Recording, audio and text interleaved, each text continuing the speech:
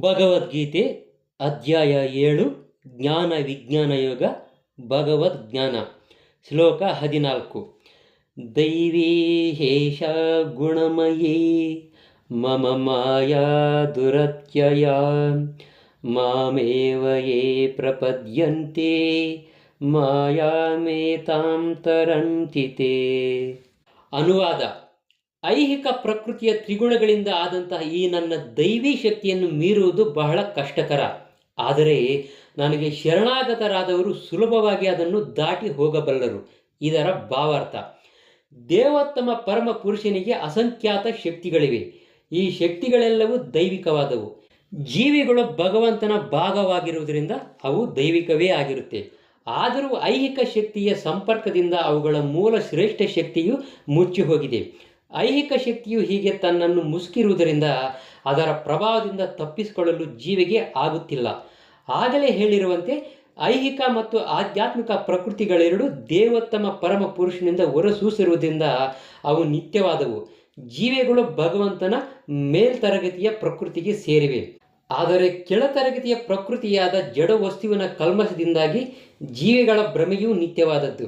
ಆದ್ದರಿಂದ ಬದ್ಧ ಆತ್ಮವನ್ನು ನಿತ್ಯಬದ್ಧ ಎಂದು ಕರೆಯುತ್ತಾರೆ. ಐಹಿಕ ಚರಿತ್ರೆಯಲ್ಲಿ ತಾನು ಬದ್ಧ ಸ್ಥಿತಿಗೆ ಬಂದ ಒಂದು ನಿಶ್ಚಿತ ದಿನವನ್ನು ಯಾರೂ ಗುರುತಿಸಲು ಸಾಧ್ಯವಿಲ್ಲ.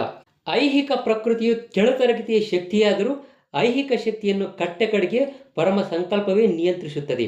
ಇದನ್ನು ಜೀವಿಯೇ ಸೋಲಿಸಲಾರನು. ಆದ್ದರಿಂದ ಐಹಿಕ ಪ್ರಕೃತಿಯ ಮುಷ್ಟಿಯಿಂದ ತಪ್ಪಿಸಿಕೊಳ್ಳಲು ಮನುಷ್ಯನಿಗೆ ಬಹಳ ಕಷ್ಟ. ಕೆಳತರಗತಿಯ ಐಹಿಕ ಪ್ರಕೃತಿಯನ್ನು ಇಲ್ಲಿ ದೈವಿಕ ಪ್ರಕೃತಿ ಎಂದು ವಿವರಿಸಲಾಗಿದೆ. ಏಕೆಂದರೆ ಅದು ದೈವಿ ಸಂಕಲ್ಪದ ಜೊತೆ ದೈವಿ ಸಂಬಂಧವನ್ನು ಹೊಂದಿರುತ್ತದೆ ಮತ್ತು ದೈವಿ ಸಂಕಲ್ಪದಿಂದ ಚಾಲಿತವಾಗುತ್ತದೆ. ದೈವಿ ಸಂಕಲ್ಪವು ನಿರ್ದೇಶಿಸಿರುವುದರಿಂದ ಐಹಿಕ ಪ್ರಕೃತಿ ಕೆಳತರಗತಿಯಾದರೂ ವಿಶ್ವದ ಅಭಿವ್ಯಕ್ತಿಯ ನಿರ್ಮಾಣ ಮತ್ತು ನಾಶದಲ್ಲಿ ಬಹು ಬೆರಗಾಗುವಂತೆ ಕೆಲಸ ಮಾಡುತ್ತದೆ. ಇದನ್ನು ವೇದಗಳು ಹೀಗೆ ದೃಢಪಡಿಸುತ್ತವೆ: ಮಾಯಾಂತು ಪ್ರಕೃತಿಂ ವಿದ್ಯಾನ್ ಮಾಯಿನಿಂತು ಮಹೇಶ್ವರಂ. ಮಾಯೆಯು ಅಸತ್ಯ ಅಥವಾ ತಾತ್ಕಾಲಿಕವಾದರೂ ಪರಮ ಮಾಂತ್ರಿಕನಾದ ದೇವೋತ್ತಮ ಪರಮ ಪುರುಷನ ಹಿನ್ನೆಲೆಯಲ್ಲಿ ಇದ್ದಾನೆ. ಅವನು ಮಹೇಶ್ವರನು, ಪರಮ ನಿಯಂತ್ರಕನು. ಗುಣ ಎನ್ನುವ ಶಬ್ದದ ಇನ್ನೊಂದು ಅರ್ಥ ಹಗ್ಗ. ಬದ್ಧ ಆತ್ಮವನ್ನು ಮಾಯೆಯ ಹಗ್ಗಗಳು ಬಲವಾಗಿ ಕಟ್ಟಿವೆ ಎಂದು ಅರ್ಥ ಮಾಡಿಕೊಳ್ಳಬೇಕು. ಕೈಕಾಲುಗಳನ್ನು ಕಟ್ಟಿಹಾಕಿದ ಮನುಷ್ಯನು ತನ್ನನ್ನು ತಾನೇ ಬಿಡಿಸಿಕೊಳ್ಳಲು ಆಗುವುದಿಲ್ಲ. ಬಂಧನಕ್ಕೆ ಸಿಕ್ಕಿಲ್ಲದಂಥ ಯಾರಾದರೂ ಅವನಿಗೆ ನೆರವಾಗಲೇಬೇಕು. ತಾನೇ ಕಟ್ಟಿ ಹಾಕಲ್ಪಟ್ಟವನು ಕಟ್ಟಿ ಹಾಕಲ್ಪಟ್ಟ ಮತ್ತೊಬ್ಬನಿಗೆ ಸಹಾಯ ಮಾಡಲು ಆಗುವುದಿಲ್ಲ. ನೆರವಾಗುವವನು ಮುಕ್ತನಾಗಿರಬೇಕು. ಆದ್ದರಿಂದ ಶ್ರೀಕೃಷ್ಣ ಅಥವಾ ಅವನ ನಿಜ ಪ್ರತಿನಿಧಿಯಾದ ಗುರುವು ಬದ್ಧ ಆತ್ಮವನ್ನು ಬಿಡಿಸಬಲ್ಲರು. ಇಂತಹ ಶ್ರೇಷ್ಠ ಸಹಾಯವಿಲ್ಲದೆ ಐಹಿಕ ಪ್ರಕೃತಿಯ ಬಂಧನದಿಂದ ಮನುಷ್ಯನು ಬಿಡಿಸಿಕೊಳ್ಳಲು ಆಗುವುದಿಲ್ಲ. ಭಕ್ತಿ ಸೇವೆ ಅಥವಾ ಕೃಷ್ಣ ಪ್ರಜ್ಞೆಯು ಇಂತಹ ಬಿಡುಗಡೆಯನ್ನು ಪಡೆಯಲು ನೆರವಾಗಬಲ್ಲದು. ಮಾಯಾಶಕ್ತಿಯ ಪ್ರಭುವಾದಂತಹ ಕೃಷ್ಣನು ಹೀಗೆ ದುಸ್ತರವಾದ ಶಕ್ತಿಗೆ ಬದ್ಧ ಆತ್ಮವನ್ನು ಬಿಟ್ಟು ಬಿಡುವಂತೆ ಆಜ್ಞಾಪಿಸಬಲ್ಲನು. ಜೀವಿಯು ಮೂಲತಃ ಭಗವಂತನ ಪ್ರೀತಿಯ ಮಗು. ಶರಣಾಗತವಾದ ಆತ್ಮದ ವಿಷಯದಲ್ಲಿ ಅವನು ತನ್ನ ಅವ್ಯಾಜ ಕರುಣೆಯಿಂದ ಮತ್ತು ಪಿತೃವಾತ್ಸಲ್ಯದಿಂದ ಬಿಡುಗಡೆ ಅಪ್ಪಣೆ ಮಾಡುತ್ತಾನೆ. ಆದ್ದರಿಂದ ಐಹಿಕ ಪ್ರಕೃತಿಯ ಕಠಿಣ ಮುಷ್ಟಿಯಿಂದ ಬಿಡುಗಡೆಯನ್ನು ಹೊಂದಲು ಭಗವಂತನ ಪಾದ ಕಮಲಗಳಿಗೆ ಶರಣಾಗುವುದೊಂದೇ ಮಾರ್ಗ. ಮಾಂ ಏವ ಎನ್ನುವ ಪದಗಳು ಅರ್ಥವತ್ತಾದವು. ಮಾಂ ಎಂದರೆ ಕೃಷ್ಣನಿಗೆ ಮಾತ್ರ, ಬ್ರಹ್ಮನಿಗೆ ಅಥವಾ ಶಿವನಿಗೆ ಅಲ್ಲ ಎಂದು ಅರ್ಥ.